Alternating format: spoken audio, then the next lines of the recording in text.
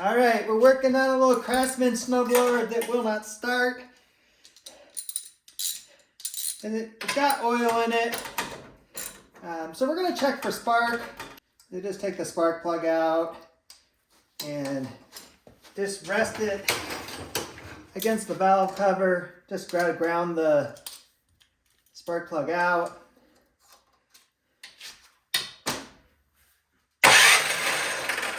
And just make sure you got spark, and we definitely got spark. I'm gonna spray a little bit of starting fluid down the top of the cylinder and see if it will fire.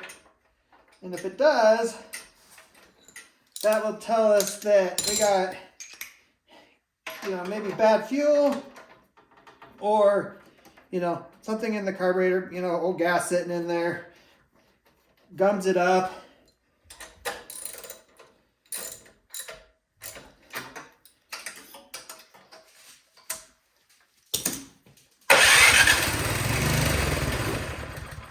So you just have to start removing the shroud here.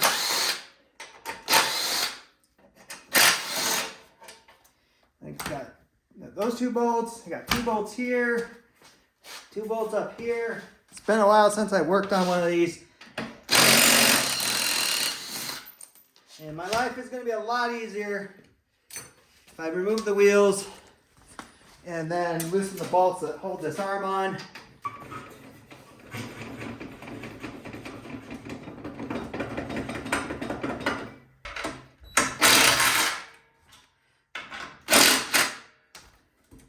So I'm just going to use a wrench on the other side. I mean, this bar has only got to move so much, and I'll be able to get to it.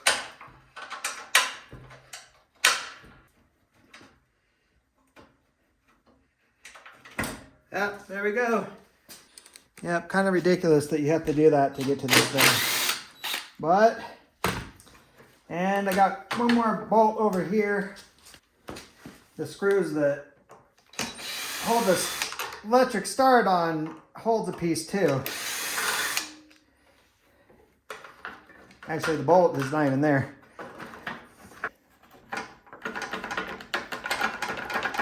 And all this should just start wiggling off. Kind of set it to the side. Make a mental note of how all this went together, because this is for your choke. Need to remove the prime line.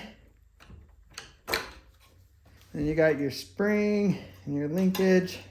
And then we need to remove the little clamp for the gas line as well. And then have another screwdriver on standby because there's no on-off valve, so gas is going to leak everywhere. And there comes your carburetor.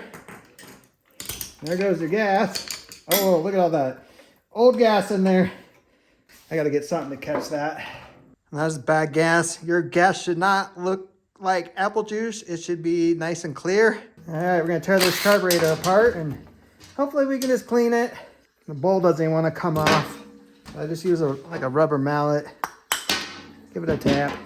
Next, we're going to pull out the main jet, which is right down in here. You can remove the float and the needle. Just kind of get that out of the way. If it'll come out. That's interesting. Usually you don't have the float and the needle sticking.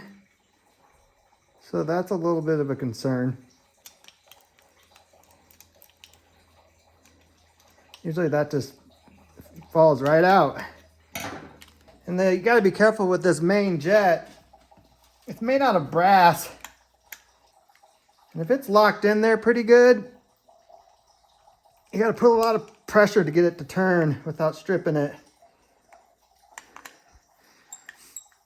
I think it's turning.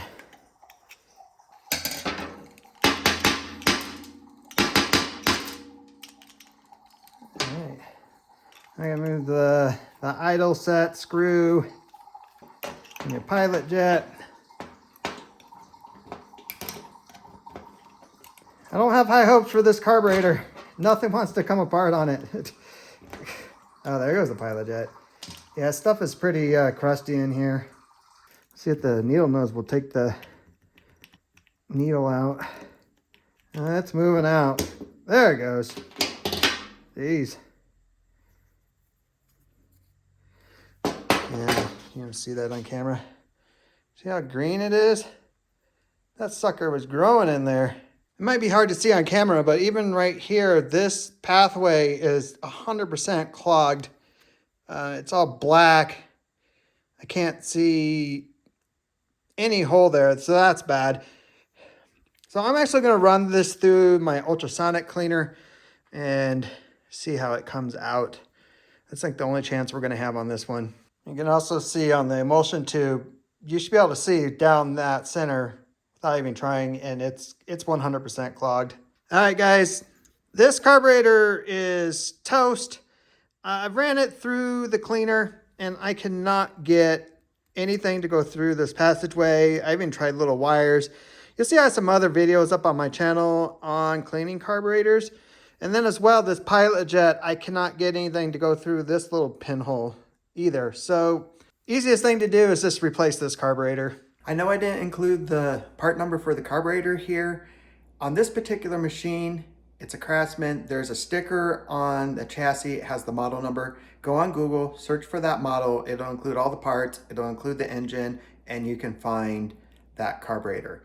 Now, on some machines, the chassis is one model and the engine is another.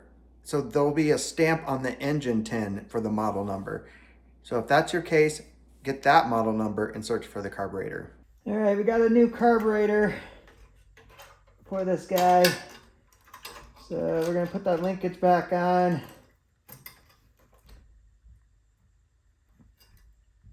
And our spring. And we got our choke lever. So I gotta remember how that goes.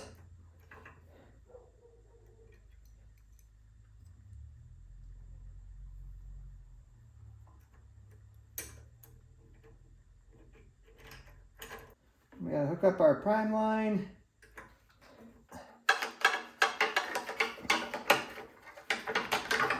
Now I gotta get everything to line up back here. Get the choke lever to come through the hole. All right. Put these two nuts on. All right, we got it together enough that we can try to start it up, make sure it runs. The choke is kind of hard to turn without the lever on. So let's put it on choke. And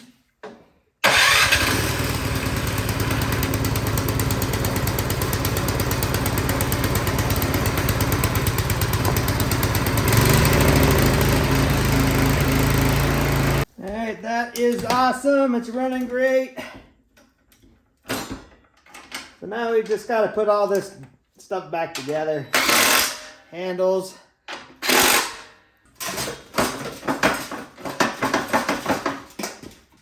Gotta get the wheel assembly back together.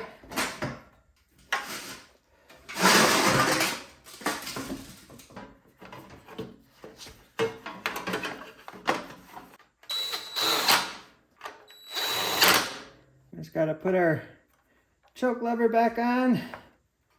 You got your throttle.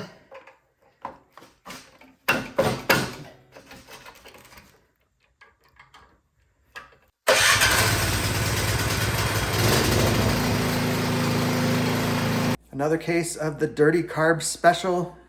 This one we just replaced the carburetor, but I hope it helped you out. If you have any questions about the work I did, put it in the comments and I'll be sure to get back to you.